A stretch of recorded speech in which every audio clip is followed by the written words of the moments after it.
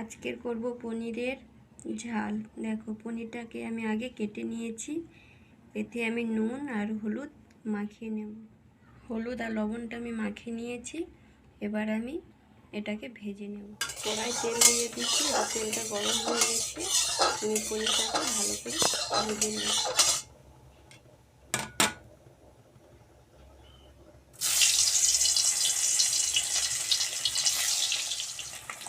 পনিরটাকে ভালো করে আমি ভেজে নিয়েছি, এবার আমি তুলে নেব। দেখো কত সুন্দর কালার এসেছে, একদম মাছের মতন ভেজে নিয়েছি। বেশি পনির ভাজবো না। পনির এখানে ভেজে নিয়ে রেখে দিয়েছি। দেখো কী কী মশলা, কাঁচা লঙ্কা, টমেটো আর হচ্ছে 5 ফোড়ন, আদা আর গরম মশলা, আর এখানে দুধ আছে। প্রথমে আমি গরম মশলা দিয়ে দেবো। তেল গরম হয়ে গেছে,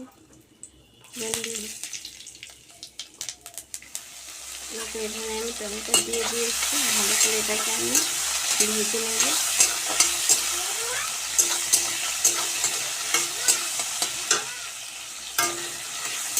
ভালো করে এটাকে ভেজে নিয়েছি, এবার আমি কাঁচা লঙ্কা দিয়ে দেবো।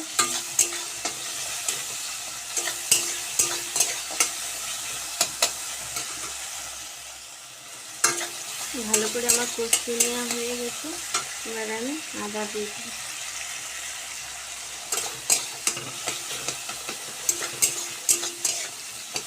ভালো করে এটাকে কষিয়ে নিয়েছি মশলাটা, এবার আমি লবণ দিয়ে দেবো।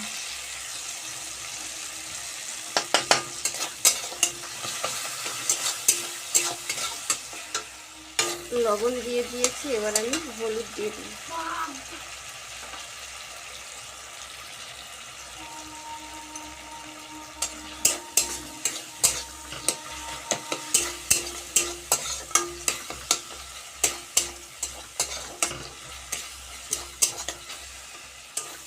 আমার ভালোভাবে কষানো হয়ে গেছে, এবার কাঁচা লঙ্কা দিয়েছি, ঝাল লাগবে।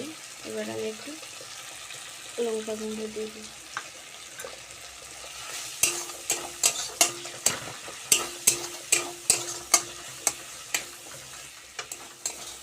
মশলাটা ভালোভাবে আমার কষানো হয়ে গেছে, এবার আমি জিরে গুঁড়ো আর ধনিয়া গুঁড়ো দিয়ে দিই।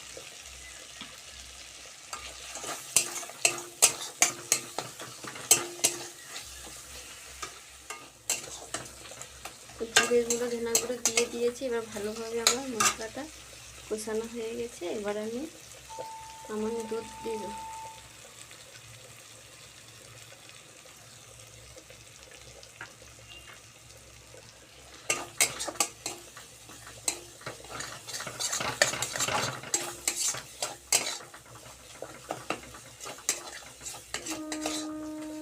ভালোভাবে মশলাটা আমার কষানো হয়ে গেছে, এবার আমি পরিমাণ মতন জল দিয়ে দেব।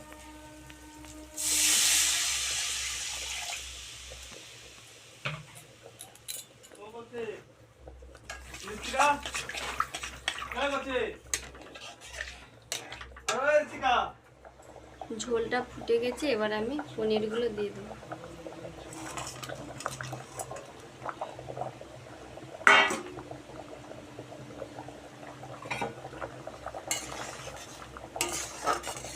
দেখো কত সুন্দর কালার এসে গেছে, কত সুন্দর কালার এসেছে। পনির ঝাল হয়ে গেছে, এবার আমি নামিয়ে নেব। দেখো কত সুন্দর কালার এসেছে,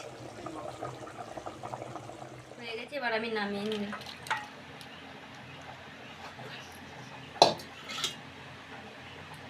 দেখো বন্ধুরা কেমন হয়েছে, কালারটা দেখো। সহজ পদ্ধতিতে